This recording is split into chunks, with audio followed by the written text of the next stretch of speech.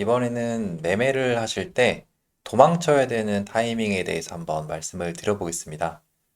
어떤 종목들이 크게 상승을 하는 부분이 있고, 그리고 그 수급이 죽는 자리들이 있을 거예요.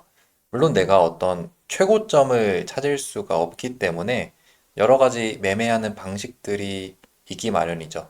자, 그런데 어떤 흐름이 나왔을 때는 이 이후에 매매를 하는 게 좀 위험할 수도 있습니다. 그래서 이 흐름이 나왔을 때는 좀 매매를 멈추시고 내가 고점에 조금 포지션이 위치해 있다면은 포지션을 좀 정리하는 방향을 생각해 보는 것도 필요할 거라고 생각합니다.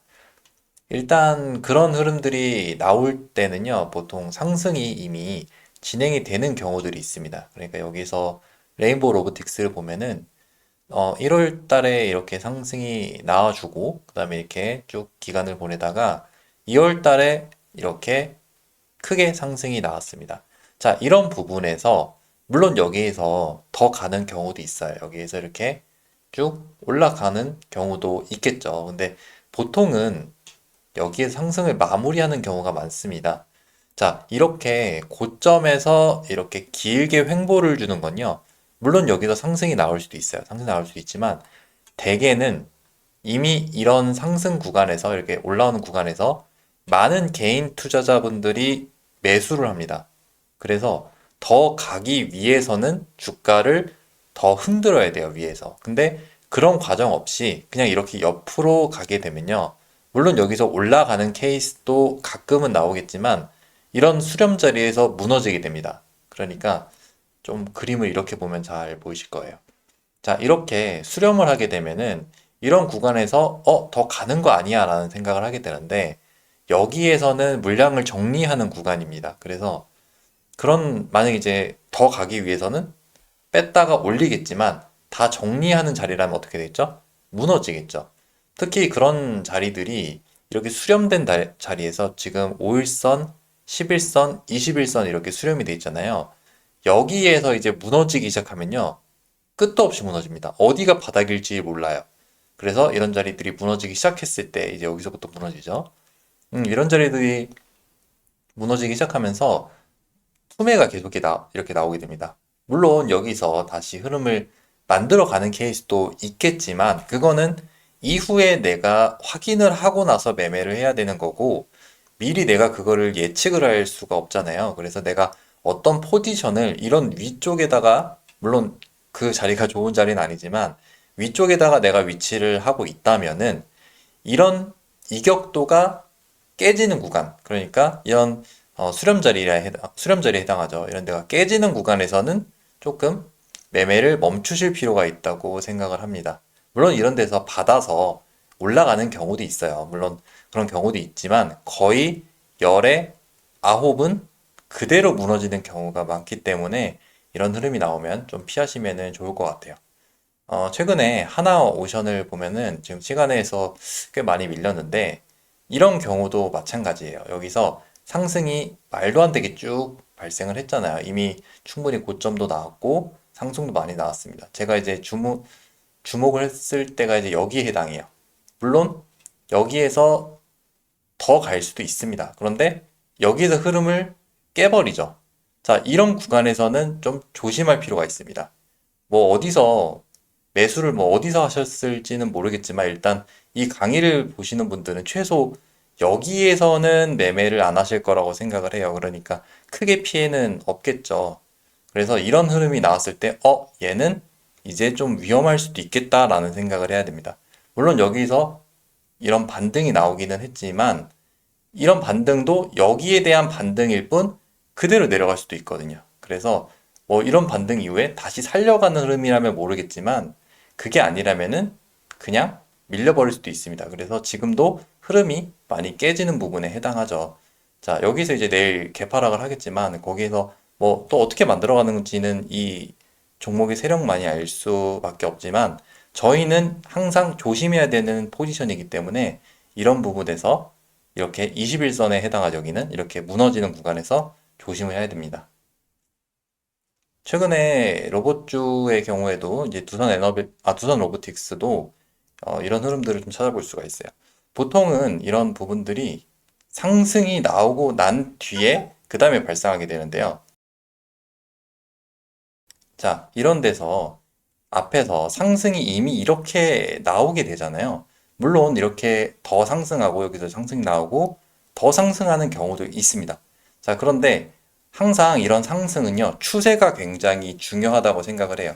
또 그 테마의 어떤 힘에 대해서 한번 생각을 해볼 때 2월 달에 이때 레인보우 로보틱스가 막 치고 올라갈 때잖아요. 그러니까 두산 로보틱스도 이렇게 오를 수가 있는 거고 그 흐름이 마무리되는 시점이 2월 말쯤이었죠. 그러면서 같이 무너지기 시작하는데 이 두산 로보틱스의 경우에도 여기서는 이렇게 흐름을 지켜주죠. 여기서 지켜주면서 슈팅이 나왔지만 여기서 무너지기 시작합니다. 앞에서 설명드렸듯이 저는 이제 21선을 좋은 기준으로 항상 삼기는 하는데 얘도 보면 21선에서 잘 반등이 이렇게 나오죠. 21선이 보통 한 달간의 추세이기 때문이에요. 그래서 이런 부분들이 깨지게 되면은 한 달 동안 매수했던 사람들이 손실권에 진입을 하게 되는데 그래서 거기에서 이제 투매가 많이 나오게 됩니다. 물론 거기에서 물량을 받아서 올라가는 케이스도 정말 가끔은 나오겠지만 일반적으로 그렇게 흐름이 안 나올 때는 이렇게 쭉 무너지는 과정들이 나오게 되죠. 이런 부분들을 좀 조심해야 됩니다. 자, 그리고 이것도 아마 많이 매수해서 물리신 분들이 좀 많을 거라고 생각을 합니다. 2월 달에 AI 관련 섹터가 주목을 받으면서 이제 시세가 나왔고 여러 변동성들이 좀 발생을 했죠. 또 특히 이런 종목들은 과거에 크게 올랐던 종목이기 때문에 개인 투자자분들이 정말 좋아하고 매수를 많이 하는 종목 중에 하나예요. 자, 이 종목도 보면은 2월 달에 1월 말부터죠. 여기서부터 파동을 이렇게 쭉 돌려서 여기서 갭상승을 만들어내고 그 다음에 막 변동성을 여기서 이렇게 발생을 시킵니다. 물론 여기에서 치고 올라갈 수도 있습니다. 치고 올라갈 수도 있지만 흐름이 어디서부터 무너졌죠? 정확히 수렴되고 여기서 이제 이평선들이 이렇게 쫙 수렴되고 여기서부터 무너지기 시작하죠. 자, 이렇게 무너지기 시작하는 부분에서는 매매를 멈추시는 게 좋아요.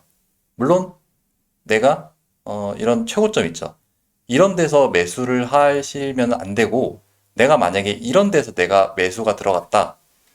평단가 자체를 뭐 이런 데서 갖고 가고 있다 하다가 이런 부분이 나오면은 좀 조심을 할 필요가 있습니다. 이후에 물론 올라갈 수도 있겠지만 보통 특별히 강한 재료가 없다면은 그대로 무너지는 경우가 많아요. 그래서 여기서만 잘 매도하셨어도 마이너스 한 5% 구간에서 끊어갈 수가 있거든요.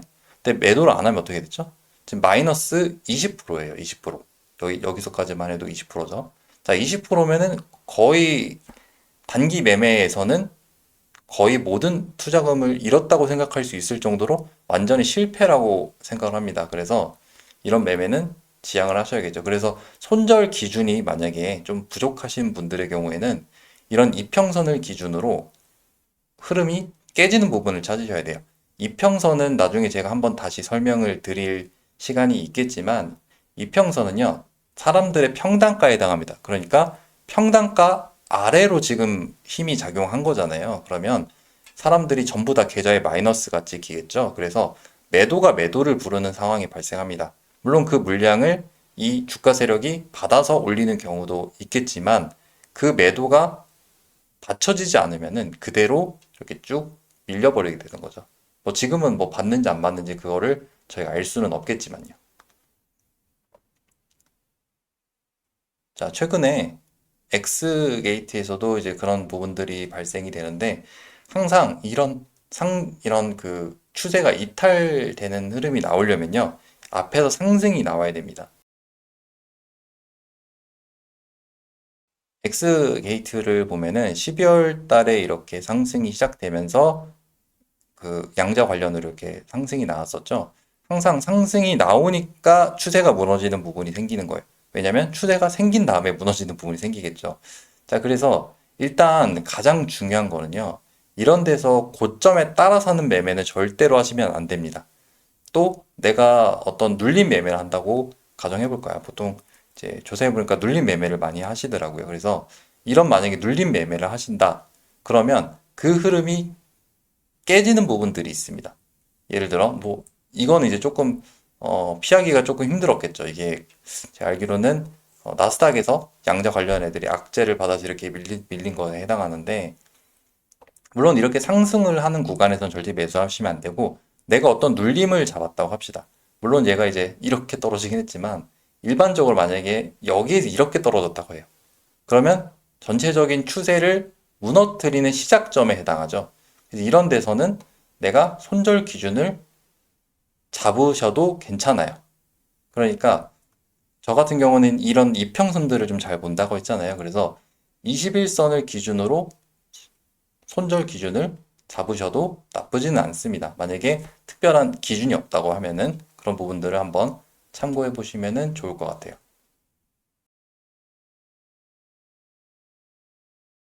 자, 최근에 대동 기어가 많이 상승을 했었죠. 자, 이전에도 보면은 이렇게 쭉 상승을 계속 만들어내는 추세에 해당합니다. 주봉을 봐도 이렇게 20주선을 지켜주면서 쭉 상승을 만들어냈죠. 재건 이슈가 있으니까요. 물론 어떤 차트적인 상황만 보시면은 절대로 안 되고 재료적인 측면도 같이 봐야 됩니다. 그런 부분에서 더 이상 재료가 일단 이제 상승이 나온 뒤에 매매를 하시는 그런 포지션에서 설명을 드리는 거지만 그런 흐름에서 재료가 있음에도 시세가 더 이상 나오지 않을 때를 주의하셔야 돼요. 이미 앞에서 상승이 나오고 이후에 재료가 있는데 여기서 이제 못 가잖아요. 제가 한 번 더 이거는 따로 설명을 드렸었죠. 재건주에 대해서. 네, 여기서 가지를 못하는 거예요. 그런 상태에서 추세가 무너지는 순간들이 여기에서 이제 발생을 하게 되는 거죠. 지금 여기에서 보면은 이미 지금 보라색이 5일선이거든요. 보라색 여기서 이 흐름에서 보라색이 내려가기 시작하죠. 그 말은 전체적인 추세가 꺾이기 시작하는 초입이라는 거예요. 물론 다시 살려갈 수도 있겠지만 확률상 여기서 내려갈 가능성이 더 크기 때문에 이런 5일선이 내려가는 시점에 대해서는 조금 매매를 조심할 필요가 있습니다. 지금 전반적으로 보더라도 다 내려가는 추세잖아요. 이런 추세를 절대로 무시할 수가 없습니다. 이 흐름을 돌릴 만한 거래량이 터지면은 의미가 있는 거예요. 예를 들어 과거에 이런 식으로 쭉 내려가다 여기서 이제 흐름이 여기서 꺾였죠. 내려가다가 여기서 흐름을 돌리는 거래량들이 발생하죠. 이런 부분들을 좀 집중해서 보시면 좋을 것 같아요. 자, 그래서 어떤 파동이든지 상승이 나오면 그 상승이 마무리되는 시점들이 있습니다. 물론 내가 그 시점을 정확하게 알면 좋겠지만, 저 같은 경우는 어떤 시점에서 그런 부분들을 좀 주의하라고 안내해 드리냐면은 이미 상승이 나온 시점이에요. 이미 상승이 나온 시점에서 사실상 매매는 하지 않는 게 좋습니다. 하지만 만약에 그 이후에 매매를 하고자 한다면 이런 추세가 꺾이는 지점들을 잘 확인하셔가지고 매매를 하실 때 손절 기준으로 잡으셔서 더 큰 손실을 막으실 수 있었으면 좋겠습니다. 이런 부분들이 참고하실 만한 부분들이니까 잘 기억하셨다가 매매에 도움이 되셨으면 좋겠습니다. 네, 오늘 여기서 하고 마무리하겠습니다.